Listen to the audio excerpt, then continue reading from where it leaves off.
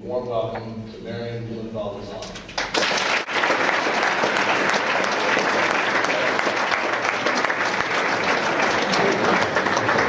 Thank you, Mandy, for your meaningful and very kind introduction. And of course, many, many thanks to Mr. Norman, Mrs. Roberts, and Mrs. Garrett for giving me the opportunity to speak to and with you, the students here at Fairmont High School. And I know that there's another school here.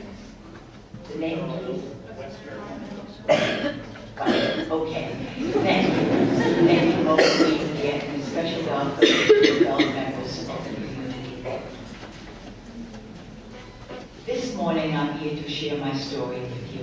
It is my childhood experiences during World War II in the concentration camps. I will tell you about our liberation and how we finally started our lives anew in our blessed United States of America. Mine is a story that Anne Frank might have told had she survived. And as most of you know, I think all of you know, Anne Frank was a young Jewish girl who died along with most of her family in a Nazi concentration camp during World War II. This is also a story that conveys a message of perseverance, determination, faith, and above all, hope. After the presentation, I will be pleased to answer some of your questions. Life in the early 1930s in Germany was very much for my family as it is here for most of you today. Never did we think that the anti-Semitic incidents there would ever lead to very much. My father was in a successful shoe business in a small town. My parents, 2-year older brother and I lived comfortably with my grandparents above the shoe store. Life for Jews was made increasingly more difficult, and in 1935 the Nuremberg laws were formulated and enforced. The following are just some of the many restrictions imposed on the Jews in Germany. Jews were not allowed into theaters, into parks, or into swimming pools. All public schools were closed to Jewish children. Then there was the evening curfew for the Jews. Jews were only allowed to shop during specific hours of the day, and non-Jews were not allowed to shop in Jewish-owned stores. Non-Jews were just not allowed to associate with Jewish people. And then a big letter J for Jew was stamped on ID cards and on passports. These restrictions went on and on.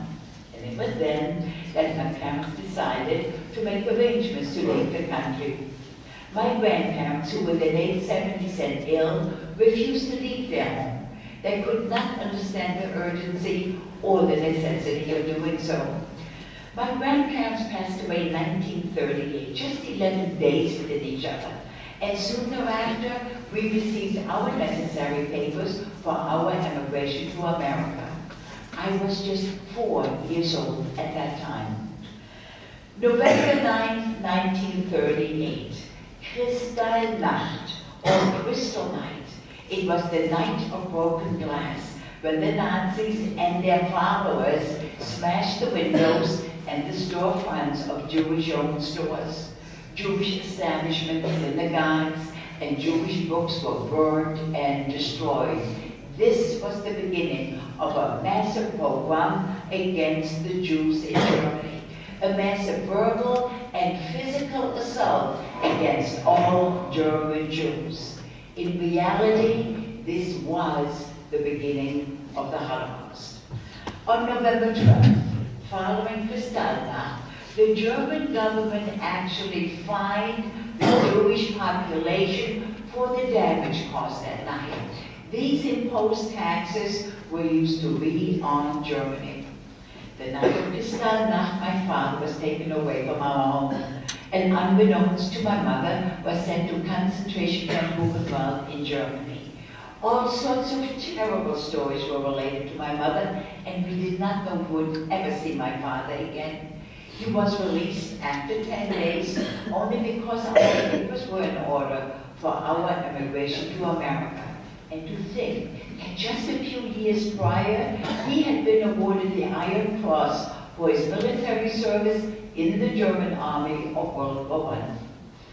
We were forced to sell both our home and our business for a fraction of its worth.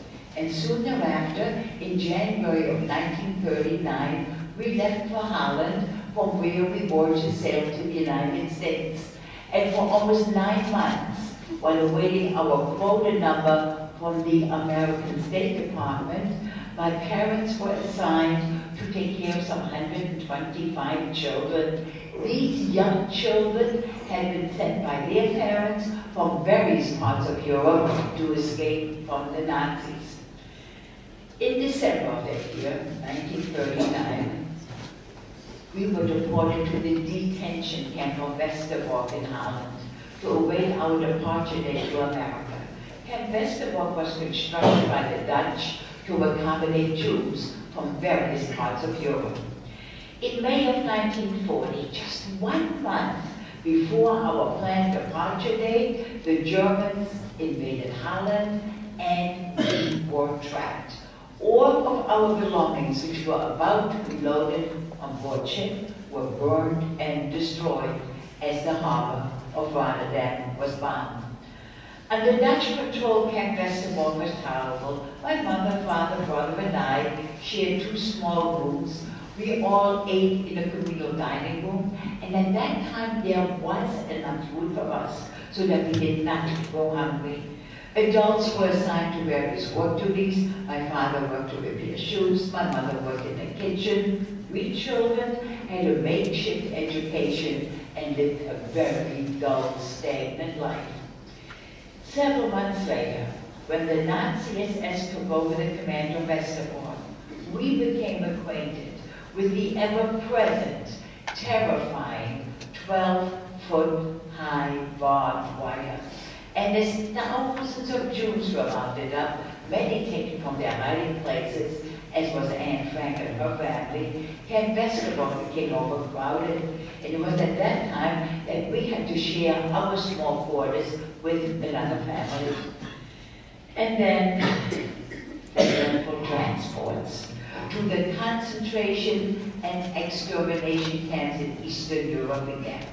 This started in early 1942, and from then on, almost every Tuesday morning, men, women, and little ones were marched to a nearby railroad platform from where they were transported.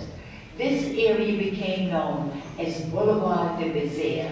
It was an area of complete misery. In January 1944, it was our turn to be shipped out. We children were actually glad for a change of environment. We were very naive and we welcomed the move. We were allowed to take 1 knapsack each, and whatever we could stuff into it, we were permitted to take. When we approached the railroad platform and we saw the cattle cars in which we were to travel, our fears began to mount. Adults suspected, and they somehow knew what was in store for us. I remember that it was a bitter cold, pitch black, rainy night when we arrived at our destination, concentration camp Bergen-Belsen in Germany. We were pulled and dragged out of the cattle cars and greeted by the German guards who were shouting at us and threatening us with their rifles, and with the most vicious German police dogs by their sides. I was a very frightened 9-year-old, and to this day I still feel a certain sense of fear whenever I see a German shepherd. Bergen-Belsen was divided into various areas. It was sectioned off and surrounded by electrified barbed wire.